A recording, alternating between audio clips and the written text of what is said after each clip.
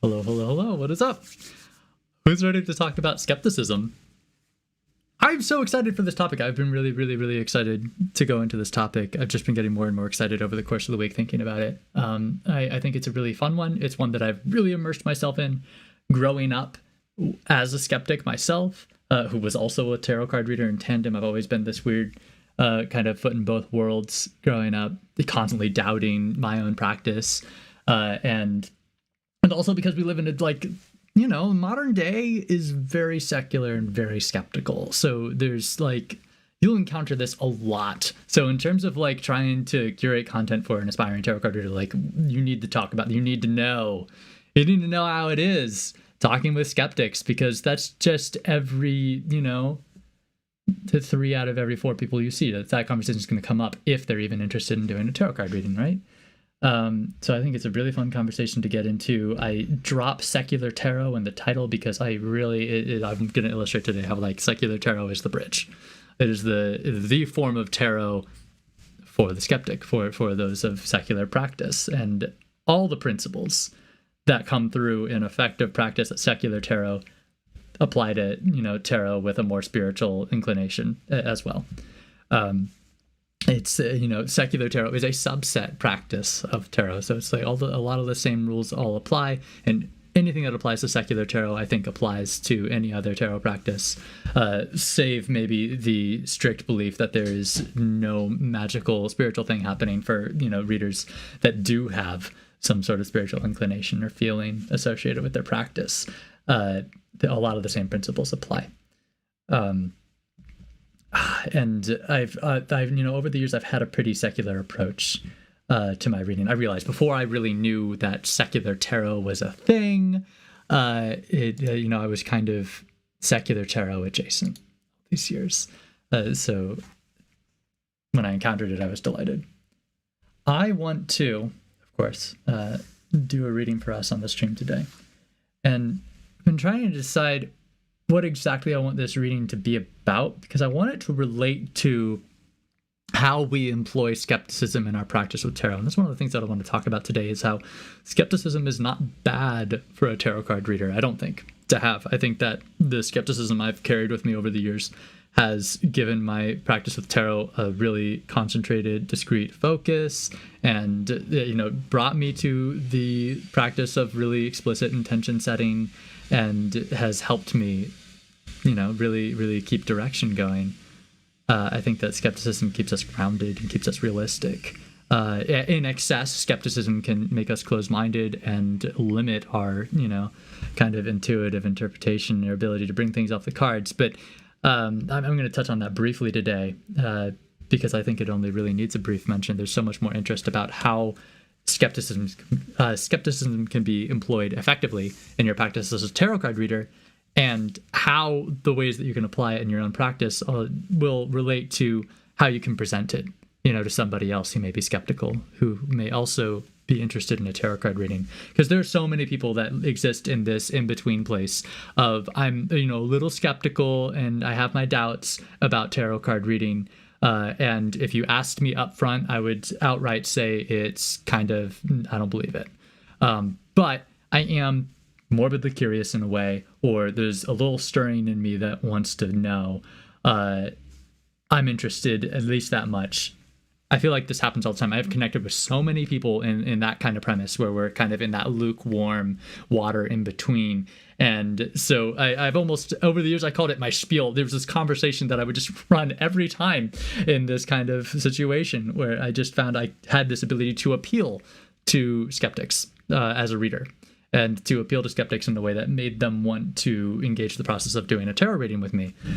So that's, I guess, also in part why I'm very excited about this subject, because I feel like that's where a lot of my focus with tarot reading has been. How do I bring tarot reading into the secular realm? It has been a really, really big part of my practice over the years. What I want to do in terms of the intention I offer this reading for us on this stream is, grappling with my skepticism as a tarot card reader has been something that was an ongoing process. I would say somewhere in my mid-20s, it's 5 years ago, was when I finally settled into believing that there was a legitimate offering I was making when I was dealing with tarot cards, and that there was something legitimately powerful and meaningful and helpful happening there, and that it wasn't bull crap or what have you. I just was strong enough in my own conviction that at that point I could tell anyone, yes, I'm a tarot card reader. Yes, it's a good thing. Your opinion is your own, and that's fine, and it's not going to affect me and my own impression, or my own belief in my skill or my practice. So that to say, I spent the majority of my life as a tarot card reader with a lot of doubts of myself and the practice. So dealing with skepticism, especially when it's so prevalent and so strong in our, modern day society, is an ongoing process. It is an ongoing process. It's going to keep coming up, and you're going to have to keep working with it. It's not going to be the sort of thing where, I just have an aha kind of moment one day and I'm no longer skeptical the next. It's just not like that. We're so entrenched in our ideas, and there's so much that's nebulous and deep to explore about tarot to satisfy the plethora of questions that a skeptical nature will bring forth, that it's just not like that. It just doesn't happen that quickly. And especially if you're skeptical and you need scientific method, I'm going to need repeated evidence of proof here, that the reading is producing a certain kind of result. And that's, of course, what eventually got me to change my opinion in the end, many, many years later. It was just after hundreds of readings that all just had these weird moments where it was just like uncannily perfect, timely conversation for where they were at, keyed right into their personal experience of things. Like after it happens again and again and again, start to be like, okay, I come to expect this. I come to expect this because I have just ran the trial so many times that I can reasonably expect many of my readings will have that moment where that happens. And that's cool, right?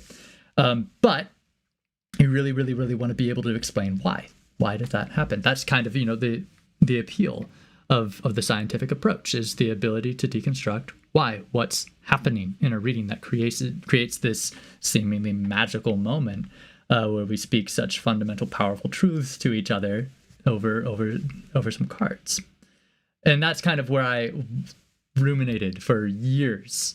I was trying to answer why and how this happens, that I can do this, sit down with people with a deck of cards and produce a conversation that's, the kind of one that you would work in therapy for 3 months for to arrive at, but we just pulled it out there in that moment and said, let's fast forward. Here's where you're at. Here's where you'd like to go. Here's how you do it. And we lay it out in an hour. This is really like cool thing going on with the tarot reading. I've done it enough times to believe it myself, but always wanted to be able to explain how and why it happens. It took me that many years, and my answer to that was always evolving. And my answer today is still that my answer to that is always evolving, how and why it works exactly. But secular tarot offers a lot of definitive answers that I love and believe are all true in their application with tarot card reading with any intention or purpose, secular or not. So that's what I'm excited to dive into, is how secular tarot describes just how tarot works in a way, or at least one way that it can by that lens. I know there are many people that subscribe to, the varying spiritual beliefs that they bring into this practice, and they can work within the secular framework as well, which I've said, many times here already. The reading that I want to offer us is to kind of point us to how we can work with our continued relationship with skepticism. For knowing in myself that it's been a relationship that has evolved so much over the many years I've gotten to live so far, I'd like to look at how that relationship evolves for us. Namely, there are many ways in which skepticism can hold back a tarot card reader, or at least, in my personal experience, I held myself back a lot with skepticism in terms of allowing myself to speak freely in a space where I could have achieved more in a reading because I was doubting myself. Anything that a lack of self-confidence is going to, dampen your end result, skepticism is going to apply that for the tarot card reader all the time. So part of what I want to look at in this reading is how we can mitigate skepticism holding us back, because skepticism is important in that it makes us double check and qualify everything and make sure, that what we're doing and what we're putting forward is something that's meaningful and reasonable and realistic. but it can be too hindering and too limiting if we get stuck in that evaluation stage and never do it or never do anything. We can always trap ourselves with that self-doubt sort of thing. I'm just talking about that other half of skepticism that can come forward when you are eventually too skeptical. If you were to really find that line and be able to cross it, it's when you're holding yourself back and slowing yourself down from actually getting anything done because of how skeptical you are. This card, I want to illustrate for us the sort of method, mode, and mindset that we employ that helps us avoid falling victim to too much skepticism, to really give us a guideline for, if you're arriving here, this is, this is how you really pull yourself back towards not being too skeptical of yourself, how you really, appreciate what skepticism can do for you, but not take it too far. This card shows you how to not take it too far. If I'm doing what this card illustrates, I'm probably going too far and being too skeptical of myself. This card, can kind of function as a little red flag for us too. If I've arrived here and being too skeptical, just outline that for me. And then let's, investigate and, the discussion that evolves from that and see if that gives us some insight on how we handle skepticism for ourselves. There's another card that I want to consider in this reading for us here on the stream. And I will pull out actual tarot cards. This is a beautiful playing card deck I have that was gifted to me by my lovely fiance, Sonora. Thank you, Sonora. This second card, I want to be more of a reference. This one was telling me how do I avoid some of the detrimental aspects of skepticism as far as trying to employ effective practice with tarot and maybe do anything in my life. I want to look at how do I effectively employ skepticism? Where are the spaces that I'm existing in when suddenly it's really helping propel me forward in a meaningful direction? Skepticism gives us direction by limiting options. It says, let's not consider these unrealistic, wild things, and instead choose the one that's a sure bet to give us the return we're looking for. Skepticism offers very meaningful, potent, helpful direction. It's in that way, very useful force, and we would be fools as tarot card readers to deny it and reject it entirely and lose its benefit, because then we get off into this nebulous world of no direction and wish-washy, ambiguous readings that aren't really going to help produce serious, clarified, definitive insight. There it is. I got two cards to kind of give me the roadmap to skepticism. I think that I'm going to flip those as we go through my discussion today, because I think there will be times where it'll be very relevant for them to come off. I set intention with these two cards in some very particular ways that fit the secular method. I want to go back and discuss a little bit. When I was talking about this card to show us the things we might want to avoid with skepticism, I talked about, let's see what discussion evolves from it once we flip it over. In secular tarot, we're kind of looking at all the cards as this interesting system that has, all these archetypes built in. There's so much meaning loaded into these cards. They serve as potent, random prompts to kind of organize and structure our thinking. Doing a tarot reading is a powerful, structured thought exercise where you're sitting down and you're saying, okay, what do I want in this situation? I'm really investigating a lot about myself and bringing that to the front of my mind. I'm trying to make a decision about something. I'm trying to, discover something about myself a little deeper. Something. I'm prying. I'm really thinking. When we're thinking, we're just trying to discover something new through our own thoughts. And that's really fun. You spend a lot of time lost in thought, so I love doing that, which is, of course, why I love being immersed in tarot. It just offers a space where we can play in those thoughts and just develop them and kind of workshop them. The tarot cards offer a variety of random prompts connected to a variety of deep and meaningful topics and kinds of life lessons, that we've kind of imbued their meaning with.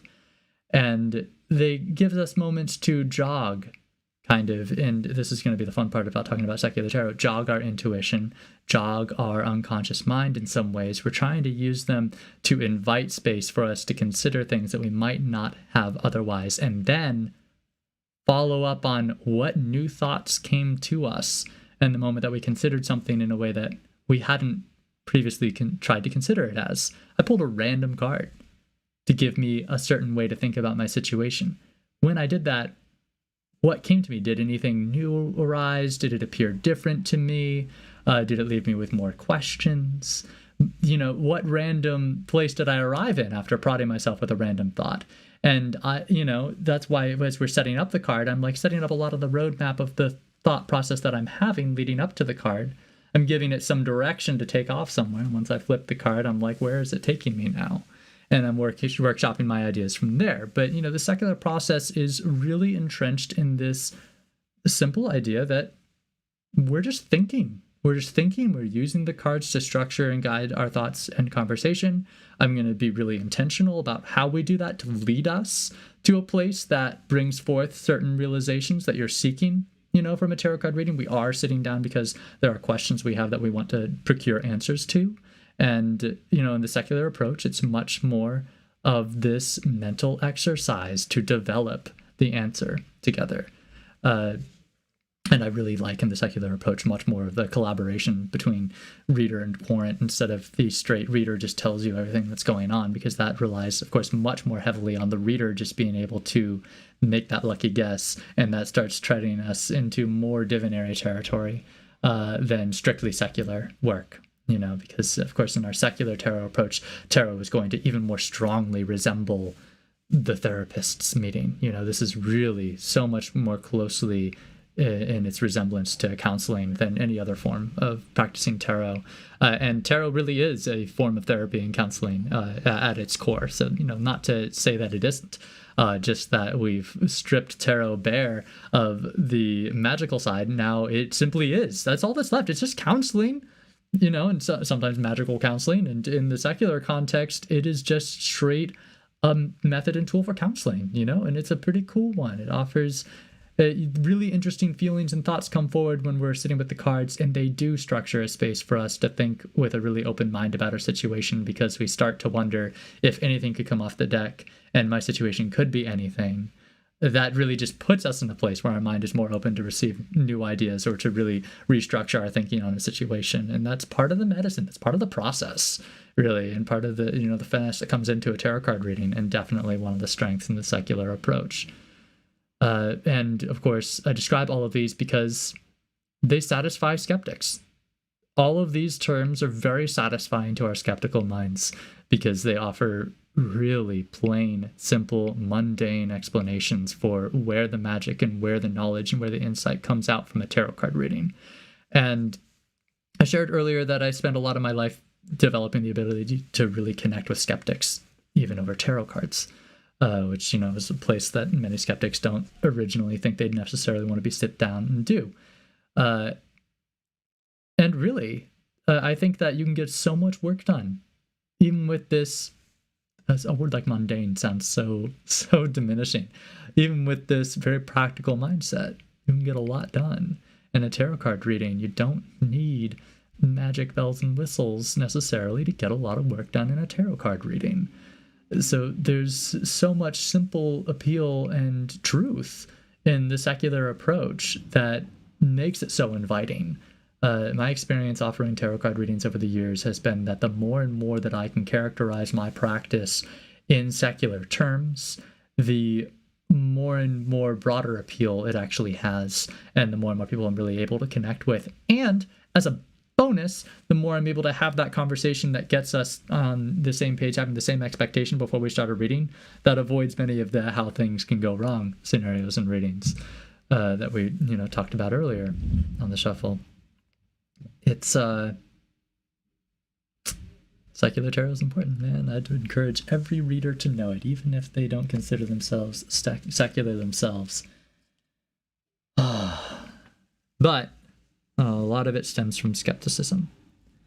And when you take skepticism too far, I will share at least for a moment, as someone who is now proudly proclaimed myself as somewhat skeptical, even in my practice with tarot, now I want to talk about where I recognized it going too far for me, or it actually held me back. Hi, Red Pepper. Good to see you. I don't know if I know who you are, at least by the name Red Pepper, but I'm glad you stopped in. Thanks. I don't know if you just got here, but we're talking about skepticism and secular tarot, and how to employ skepticism effectively as a tarot card reader, because it can be a force for good.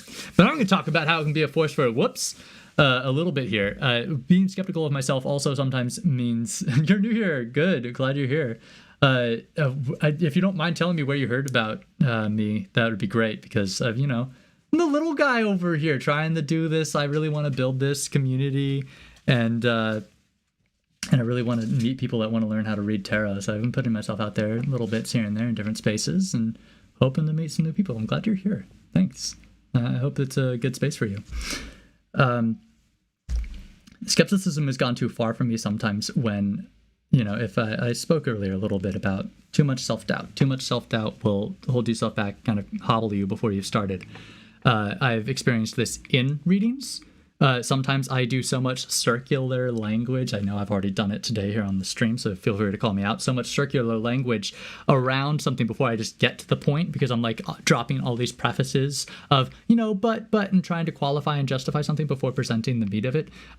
Especially when I'm working with a skeptic and you looked up tarot on YouTube and I popped up. Let's go. Thanks, YouTube algorithm. Giving a shout out here to some of the little people. I love it. I'm glad that you found your way here. I hope this is interesting. If people ask me any questions, the whole point of this stream is that it's like a workshop, and I love teaching tarot. I've practiced tarot my whole life and taught a lot of people over the years. So, offering it in the online public format here. I would love to offer my knowledge to anyone interested in tarot, so feel free to fire me questions in the chat there, and I'll work on it.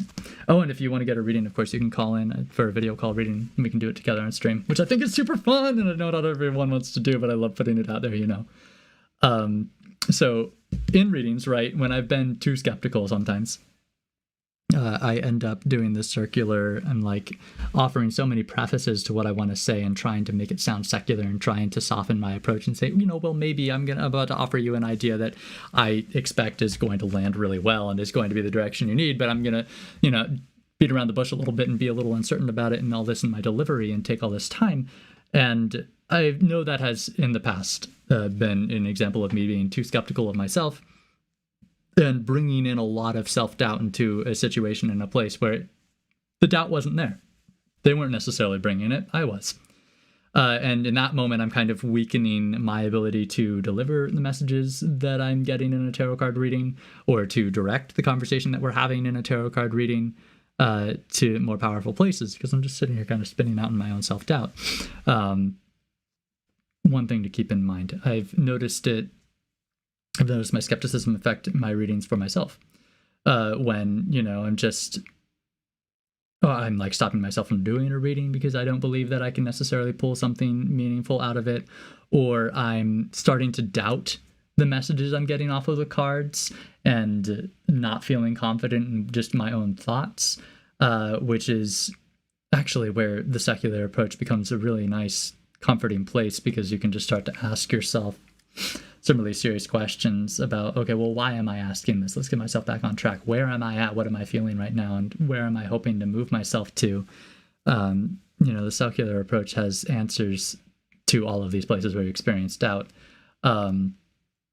Yeah, for sure. Red pepper doubting ruins things. Not a surprise to us. I think we've all experienced doubt ruining us in one way or another. Not a surprise that it applies here. But fun to talk about how doubt can help. But anyway, I wanted to flip this card that I'd drawn with the intention earlier to show us here on the stream, us small group of us, how we can really approach mitigating doubt holding us back, mitigate doubt ruining us. If we're in this kind of space, it's the territory where we're treading on a little too doubtful of ourselves. So I wanted to give some clarity to what that space could be.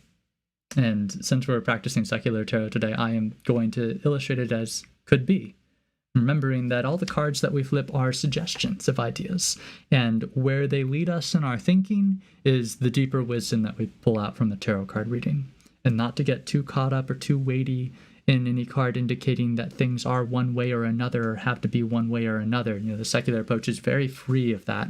It's very light. It's very, I'm not putting, if I am skeptical, I'm not putting too much stock in the card telling me one thing has to be a certain way or another. I know that feeling, Red Pepper, getting chills. I love that feeling right before a card is drawn. I feel that too. Love the little perks of tarot practice, the little fun parts. But in any case, with all of this roundabout too much said before flipping the card that I just admitted I do all the time, I really want to look at when skepticism is too much. I love the Five of Diamonds here. I have a swift and simple read on this card, and I want to find it in my Robin Wood tarot deck here, just because having the illustrations of the tarot deck is so nice, especially when we're new and learning. I don't mind reading with playing cards because I'm so familiar with these cards at this point that Five of Diamonds, brought this picture to my mind right away. But for those of us that aren't quite as familiar with the tarot card deck, this is what it looks like in the Robin Wood. So remembering the very specific intention with which we drew this card, this was to illustrate the space in which we are practicing too much skepticism. We are doubting ourselves too much. And the Five of Pentacles is the moment that we find ourselves alone, kind of for our own behavior and for our own attitude, suddenly estranging ourselves from people. And, I kind of described this moment in the reading where if I'm noticing I'm the one imposing the self-doubt and the person I'm giving a reading is not, I'm the one that is putting distance between us and saying, I don't feel comfortable connecting with you this way in this conversation because I'm doubting myself. And in a way, I'm isolating myself in that moment. And that's really what comes through in the Five of Pentacles to me a lot, is isolation in this, space where I am shut out and not connected to other people in a way, So that to say, here's our indicator of I've gone too far. I've been a little too skeptical, a little too doubtful here if I have isolated myself because of my skepticism. If I have outright removed the opportunity for further thought, for further connection, for us to go deeper, I've gone too far. Now I am just like holding myself down, holding myself back at this point. I know, right, Red Pepper? Anybody else here? That's funny. Oftentimes, and I'll share this with you because you brought it up, I found that people in my stream chat are very silent. There is definitely a cohort of some people who have been coming every week, and I super appreciate you guys, and I'm so glad that you are jazzed about learning tarot and down to do a weekly workshop on it. And we've fallen into this rhythm now where, I plan something and I have no problem riffing on tarot for any subject for an hour. I'm good to go. Happy. Don't need any prompts. I'll just roll. Love this, so passionate about it. But it's made this space where I can just kind of go on, and we fall into this rhythm where there's not a lot of feedback coming from the chat necessarily, which is why I keep trying to poke and prod and be like, you can hit me with it. But for the most space, Red Pepper, yes, I've been given a lot of space to just go stream of consciousness, just throw it out there. If you're interested in calling in on Zoom for the video thing, any of you, we could do a live lesson also. It doesn't have to be a reading. Right, Nico. Yeah, of course, you're multitasking. There are a lot of people who are at work but tuning in, and it's kind of like that podcast in the background. It's like, oh, yeah, I listened, and I'll talk with you guys later about it. Thanks for preferring. Glad that you're glad to be here, too. I do this every week, every Thursday this time, and it's super fun. I'm super enjoying it. Because I'm not so skeptical and doubtful of myself and holding myself back that I'm stopping myself from doing it. I'm here. I'm connected with people. Yeah. Believing in myself. Thanks for that. Glad you appreciate the company there in the chat, Red Pepper. Yeah, we'll see. Hey, I've got dreams of that chat becoming a more bustling space, right? Got to start somewhere. Wow, it's 3 a.m. where you are, Red Pepper. Tarot is very calming. I agree. I often find tarot calming in my practice with it anyway, even just talking about it, I guess. 3 a.m. Trying to think where that puts you on the map. That is a little bit out there from where I am here on the west coast of the States. That is something. Thanks for tuning in. Burning the midnight oil. I'm gonna skip ahead because I really want to draw this other card that we prepared. And I kind of imagined myself setting it up a little more, but I kind of want it to spring me into my next segment, which is talking about really focusing more on the discrete benefits of skepticism and applying its practice in tarot. I've given a lot of hints already to how I see that happening, but it's hard to know when you're employing healthy skepticism versus when you're overthinking things. It's a kind of fine line to draw. And that's why I really wanted to open. I thought that this card would be very revealing. This one felt to me to like what I like to call a no-brainer card. The what do we avoid, or when do we know we are being too skeptical card was like, well, when you've shut yourself out and you're totally alone and you've lost all your connection and everything is when you're being too skeptical. Kind of made sense, tracked for me. Sometimes you get you ask a straightforward question and you get a really straightforward answer.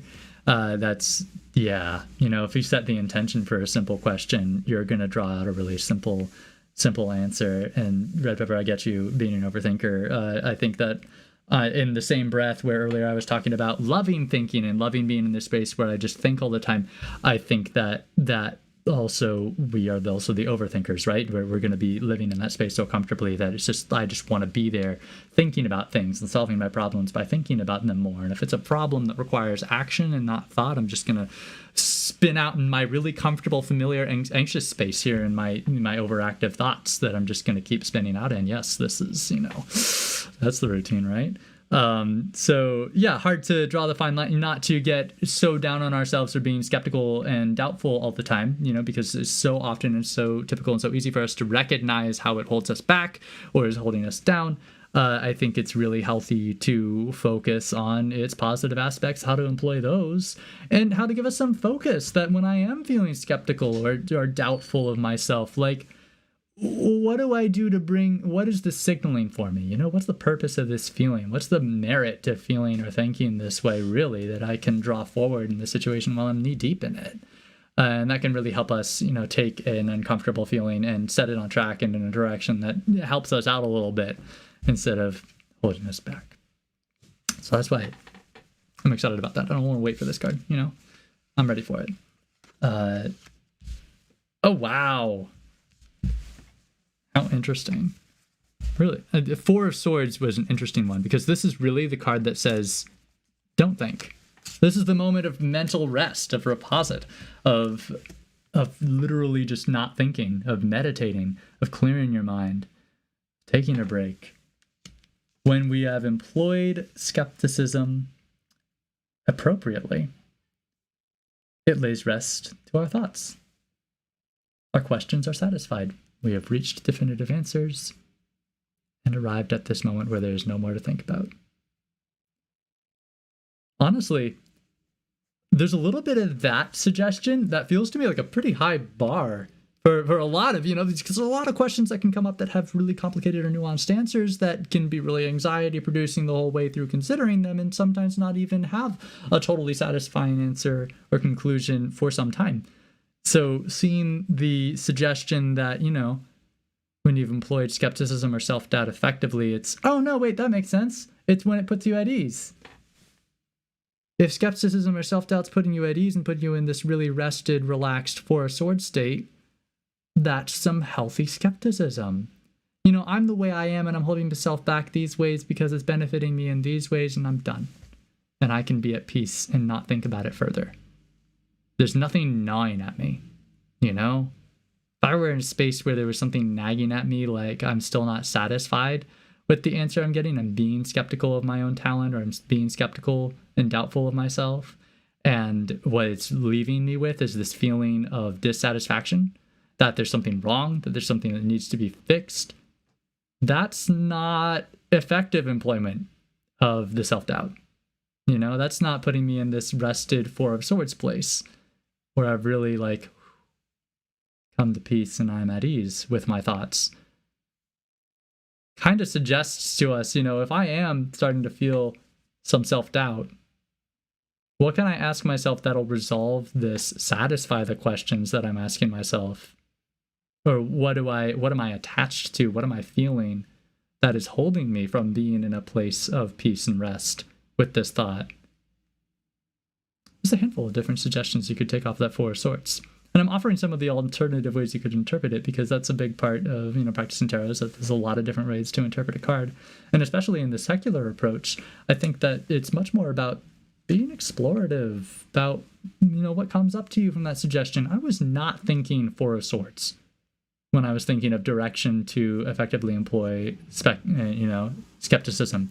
And I think it's important to think about how you could answer the question that a card is offering before you flipped it, because if I have an obvious answer to how to effectively employ skepticism and self-doubt for yourself, like, that's what I'm going to tell you regardless of what this card is. Like, it doesn't matter, right?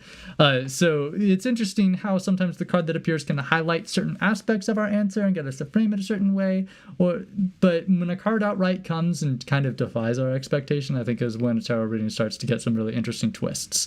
And it kind of challenges us to think a little differently than we did before. And I know that this Four of Swords caught me a little off guard. And when I thought about it a little more, it kind of made some sense for me. And it settled into, okay, peace, calm, and clarity are nice things. If your self-doubt is resulting in those, that's some pretty good, healthy skepticism right there. If it's really not making you anxious, then that's great, right? Wow.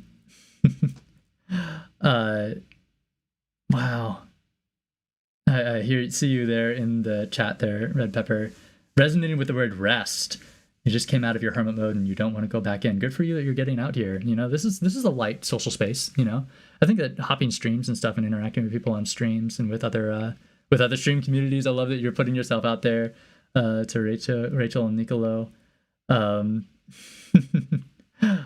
I know I love it. Rachel, you're doing other stuff around the house. Yeah, I think a lot of people are listening in that sort of mid-ground setting, to the stream here. I love having you here at the forefront, Red Pepper.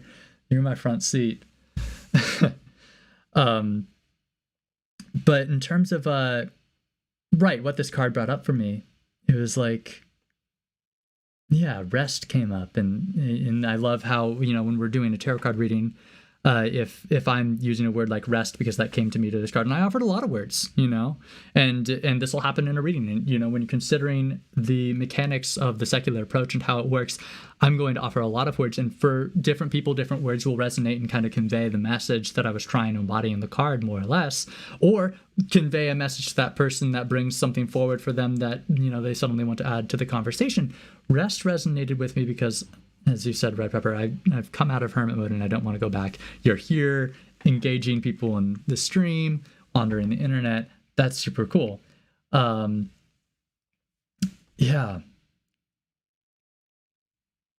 And, in the secular approach, we just follow the conversation from there. If we're having a conversation about self-doubt, it's cool for you to see that, if you're putting yourself out here, you're out of hermit mode. But let's imagine that if you do go back to hermit mode later, because our moods, all the time are cyclical, how do we make hermit mode something that we're employing with healthy respect to our skepticism and our self-doubt?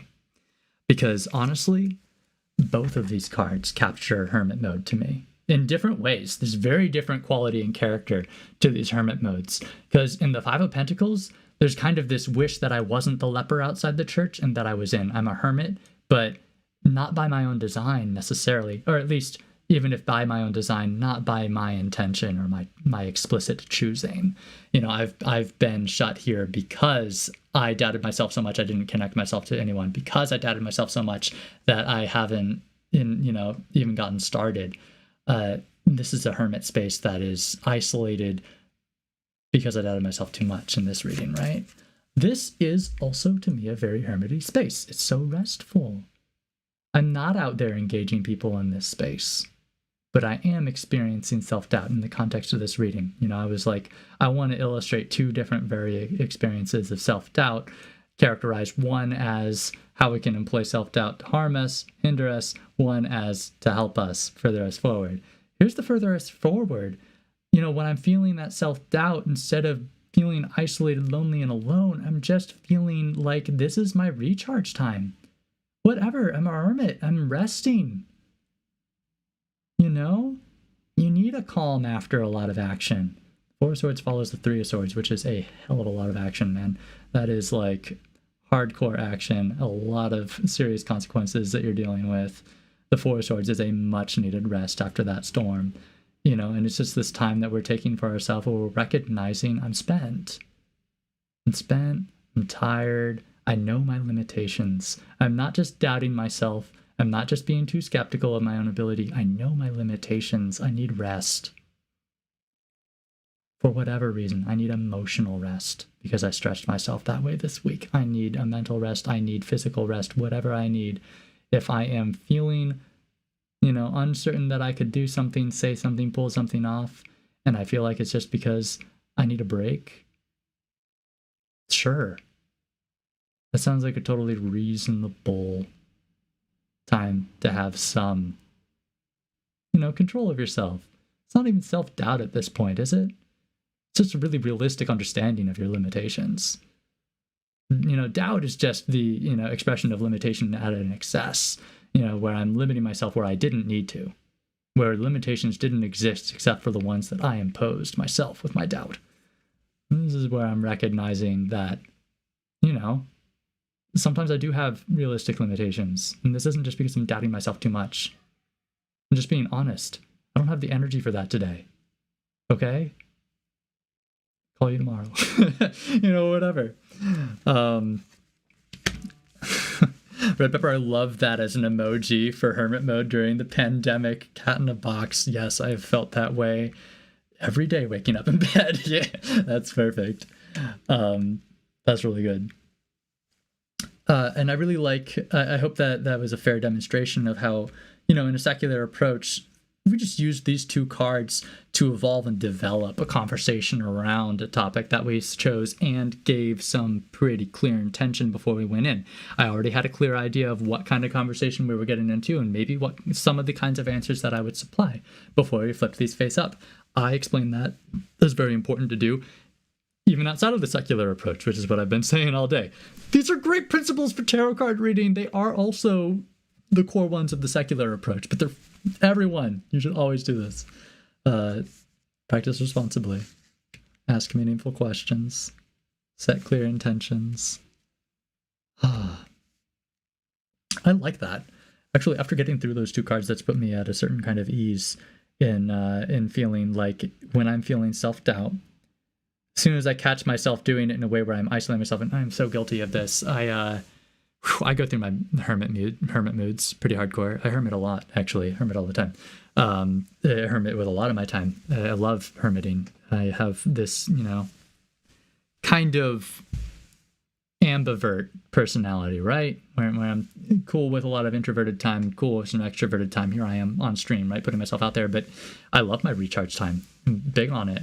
And I hermit a lot. But sometimes I hermit because I'm feeling sad or like I'm not worthy of connecting with other people or that other people wouldn't be interested in me or, whatever kind of depression I'm, kind of crushed with in that day. I could be doing that. I'd like to make a special shout out and apology to Rachel, who I know is here and listening, whose calls I have many times not gotten back to in a timely manner. I am so sorry. That sprang to my mind, of course, because of the many days I've felt like a depressed hermit and not reached out to you, and I'm so sorry. I know how frustrating that can be, to be on the receiving end of. So there's my public apology to you. Thanks for being here at my stream. But yeah, I feel that, and there are plenty of times that I have done hermit mode like this, where I could have called Rachel that day and probably had a good conversation, felt a little better and gotten, some honest human connection. But I was holding myself back because I wasn't feeling good enough or up to it, right? I wasn't feeling good enough about myself to share myself.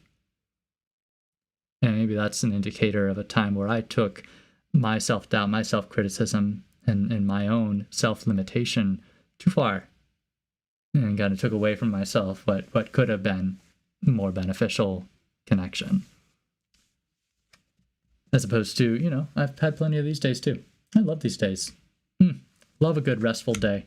This is going to be my evening after the live stream, I do all this. I get to connect with a bunch of people and reaching out to people all day and talking about tarot. And then I'm going to take my evening and relax and just have time with myself and my fiance and just chill out, and it's going to be great, I'm all about that.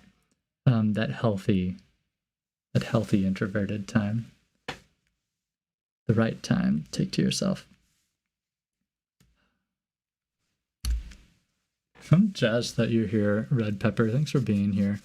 It's been really fun putting myself in the public sphere, just diving out to YouTube and other social media platforms, And I really have the dream of creating a much broader and interactive space to learn tarot here. I am curious, Red Pepper, while you've been here, if you are a tarot card reader, or if it's something that you're interested in, if you've had a reading before, just what your history is with tarot. That's usually something I ask a lot of people when I'm going to sit down and do a reading with them, because it helps us in the forming a similar joint expectation for the reading.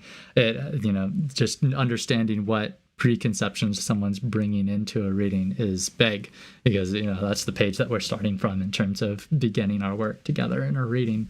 You are a tarot card reader. That's awesome. Happy to hear. How long have you practiced? How deep are you? Because I wonder, you're my audience, right? I'm like, what sort of beginner, intermediate, advanced kind of level and amount of experience should I be talking to here in terms of what I offer about my own practice? Pulling in skeptics, man. As soon as I thought about talking about my practice, I was like, pulling in skeptics has been my practice so much, because of course, being of a somewhat skeptical personality myself, those are people that I connected with over the years. So even just my friends in the groups that I immersed myself in were ones that leaned skeptical, which meant that as a tarot reader and practicing tarot in those circles, I learned and practiced how to sell myself to the skeptics, and being one myself just stumbled into secular tarot. It was just so natural. It was just the way. Love it. You still got to learn. You'd say you're about intermediate. Very cool. Very cool. I think that's a wonderful place to be. I think that I called myself intermediate for years and years and years, probably way more years than I should have, before admitting to myself that I'd been doing it long enough. I think that a lot of us tarot card readers live with imposter syndrome. I've one of the people that I had the pleasure of knowing while they were just still learning how to read tarot cards is now a much more accomplished reader in their own right. Wilder, I don't know if you're here today. But I've heard them talking about feeling imposter syndrome as a tarot card reader. And I know that they're, I'd put them into the advanced category, way past intermediate at this point. I've seen their work. I've gotten readings from them. They're great. But yeah, it is a bit for me to feel the almost presumption to present myself as a professional tarot card reader. I don't often like to self-plug. I'm much more keen on being critical of myself than boasting, right? Depending on my mood, maybe, you catch me at the right time and place, and especially on a subject like tarot that I'm so confident in, and you'll get a different impression. But in any case, all that to say that I feel a certain bit of that imposter syndrome putting out myself in a way, presenting as a professional tarot card reader. I've been offering readings professionally, where it's a, contracted paid relationship here for like 7 or 8 years now. Beyond the 25 years of just immersion in reading cards beyond that, right? And still I doubt it. There's so much skepticism toward this practice, and no really common mainstream lens that offers it that much legitimacy to kind of latch onto and relate to. It's very easy to fall back into feeling skeptical of my legitimacy as a reader or of this as a practice, right? And I think this is going to be a common challenge for a lot of readers practicing in the modern day. All that to say, I have developed a certain amount of confidence, enough that I'm here now talking to you in this context and this way, presenting myself such, which has been great. Really, really have enjoyed. I think that one of the things I've enjoyed most about my practice with tarot card reading is it's really directed me how to really connect in deeply emotional ways with people, in a way where we're sharing this beautiful emotional support for each other, and just to characterize relationships in my life with that as a context and a framework and a bedwork foundation for them from the beginning. If I've met someone as a tarot card reader, our first conversations are these kind of ones that we just shared together here on the stream, where we're really going deep into our emotional experiences about things, our thoughts about things, and trying to workshop life. And that's a really fun place to meet people. I have loved the kinds of relationships that have evolved in my life over the years as a tarot card reader. And like I said, because of the friends I align myself with, finding the skeptical, secular appeal to card reading has been the name of the game for me, to make those connections happen. And I really do think that in the secular approach, that emotional component is so accessible, and will come to the forefront in a reading, because that's oftentimes how we're employing the practice, is to address some of these areas of emotional duress or emotional turbulence or emotional uncertainty and emotional unrest, are things that we live stream energy channeling. Red Pepper, you suggest, yes, that is something I could try. That's of course leaning us more into the spiritual intentions toward this kind of work, which I have discussed plenty and love discussing and practicing even, although I did spend most of my time here today really trying to embody the secular mindset, to really represent the potency there lies in the secular mindset, even with the practice here with cards. Live stream energy channeling. I love when people suggest to me a lot of these kinds of practices that I have seen other live streamers and other, social media kind of tarot personalities do. And I've been trying to think for myself how I would embody these in my own practice. Because for me, something like live stream energy channeling triggers all of those signals on my skeptical side so much, right? So you suggest that, and immediately I'm doing this. How would I personally execute live stream energy channeling in a way that I thought I could offer it, in a way that I'd really be keying people into an experience to be able to connect with me in a meaningful way and take something away. My head got churning a little bit. And I think that I'll close out our stream today with a little bit of energy channeling, and I'll do it with a secular slant. So I think that's possible here. Because it's cool. Suddenly now I want to talk about the concept of energy channeling from a it is all about feeling. It's natural, right? I was about to say, let's talk about energy channeling from the secular approach. And you just illustrated it right there in the chat, Red Pepper. It's more like I'm calling for us all to share a certain feeling together and to imbue it with some more power through our joint intention, that we're all agreeing to meet there in that kind of emotional space. Take a deep breath and meet ourselves, meet each other there. And there's something profound about that connection with everyone, to know that we're in this simultaneous live moment here, sharing something. We feel that kinship, that humanity in that moment. And that's really powerful. There's a lot of power in that, in the kind of, energy and impression and feeling it gives each of us.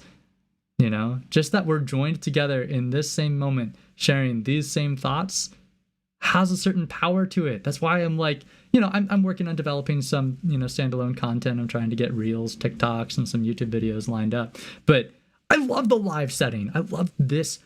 There's magic in the moment.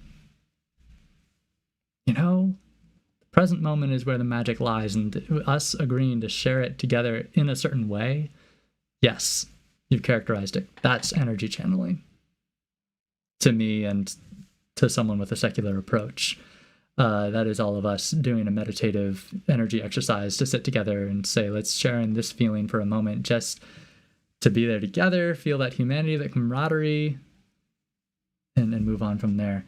Red Pepper, I love you. Yes. That is why I love live streams, is because there is something uniquely special about sharing the present moment. And that's cool. I'm glad that you're here bringing that spirit and that energy. Thanks for channeling that into our live stream. Jenna, yes, I would like to do readings. If you're interested, you can actually call in for a video reading and we can do it right here on stream. And you asked me with really good timing, because it's usually at around 6 that I start kind of transitioning from live lesson into live readings. I don't know if you're interested in calling in for a video reading. It's hella fun. It's definitely the way to do it. Awesome. Let me boot up the old Zoom here. If you want to look in the description here of the live stream, you'll see a Zoom link, and you can hop in there, and then we can chat on Zoom. You'll appear on and be heard on stream. You'll probably want to close the live stream because you'll just get to see and hear me on Zoom. And we can go forward from there. Yay! Get to a live reading, especially with a secular lens. This is going to be fun. I'm going to clean up some of these cards from our group stream reading a moment ago.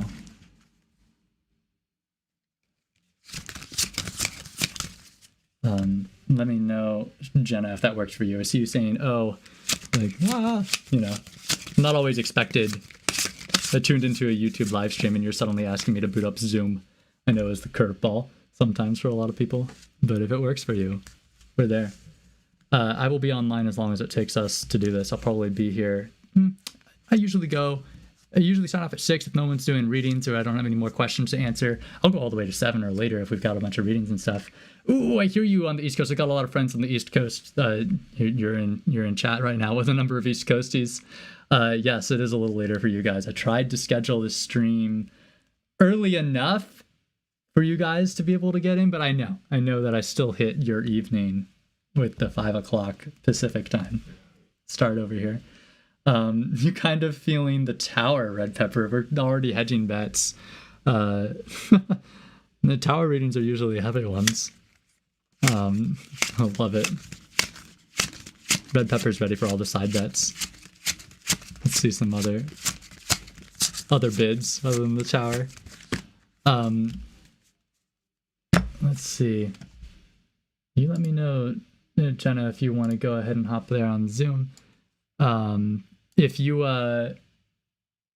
that's a little too much work to get through and to do, go ahead and we can just work it out here in the text chat too. I will be on another time. I do it every week, every Thursday, this time, 5 o'clock my time, 8 o'clock yours. I hop on and I start talking, and at any point during then that you want to call on and do a live reading, yes, let's. So please feel free. But if you don't have time right now, absolutely understand. And if you want to just get a quick one-liner, if you've got a question that you really wanted to consider, I can fire that off at you today, so you're not leaving totally empty-handed. Glad you subscribed. Thank you so much. Yeah, that way you'll get the notifications about when I am going live and stuff, but you'll know when it'll be because it's the same time every week. It's predictable, straight and simple. I haven't decided what exactly I'll cover next week for the lesson. And I'll invite for a moment. If anyone has a suggestion, I'll do that. But otherwise, I have no trouble coming up with a lot of fun things to talk about over tarot. And if there's, let me know, Jenna, if we're doing a short reading now, or if there's anyone else that would like a reading. Now's the time. Next week will come on. That sounds awesome. You're saying you're watching Grey's Anatomy. I see.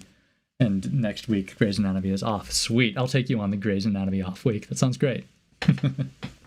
We'll get the work done then. Of course, if you're interested, of course, I do offer private sessions as well. Those I'm not offering for free though. So, you come at my time here on stream and I'll do it with you for free. Awesome. I look forward to seeing you next week. That'll be cool. Oh, I love this topic. I love secular tarot because my practice is so adjacent to it and honestly imbued with it. I think that the secular approach is a lot of what I've considered to be at least somewhat unique about my practice. Not every reader you meet is a secular one. I've, of course, gone poking around and found the secular tarot communities out there, so I know I'm not alone, but they're definitely smaller than the larger tarot community, So it is an interesting and sometimes apparently offbeat approach, and presenting it as such can be fun, sometimes disarming to people in a reading because it defies expectations a little bit, but sometimes disappointing in a reading if people were expecting and wanted something different or more spiritual than the secular approach and the secular offering. So that to be considered when you're offering a secular tarot reading, of course, and to clear up before you dive in. I got through my thoughts on secular tarot a lot faster than I thought I would. I was worried that this week I was going to be running short on time because I'm passionate about tarot and I love talking about tarot, of course, but especially this subject, I was just super jazzed to get to discuss with you guys. So thanks for being here and listening in every week, especially those of you who really have been. I super appreciate it because I love doing this and it's, it doesn't happen without you. Really, it's not the same. It's about us sharing this moment together, and it wouldn't be the same if you weren't sharing it, right? So that's what I want to do to close out our stream today is I want to talk about that energy channeling. I want us all to meet in this space and share a certain energy that we just close off and leave the stream with. We talked a lot today about hermiting, when it's great and when it's not so great. And I just want to wish all of us, just kind of peacefulness, I guess. I hope that we can all realize where in our lives we are being too doubtful of ourselves, holding our self back kind of needlessly. I hope that we all realize the places that we do have limitations and that we can helpfully recognize them. I want us to feel empowered and realistic and feel safe because of the realistic boundaries that we hold for ourselves. Feel safe because of our measured, responsible skepticism. And feel safe because of our measured amounts of self-doubt that protect us from making foolish mistakes, but not limited by them. In terms of energy channeling, I just want to sit with you all for a moment while we feel that courage to have confidence in ourselves and that wisdom to recognize our limits, and just to feel like we're in that space together for just a moment. Knowing what that feels like makes it easier to really do later, You can just recall this moment, this feeling, this mindset, this idea that we produced over cards. Thanks, everyone. That's tarot in a nutshell, I guess.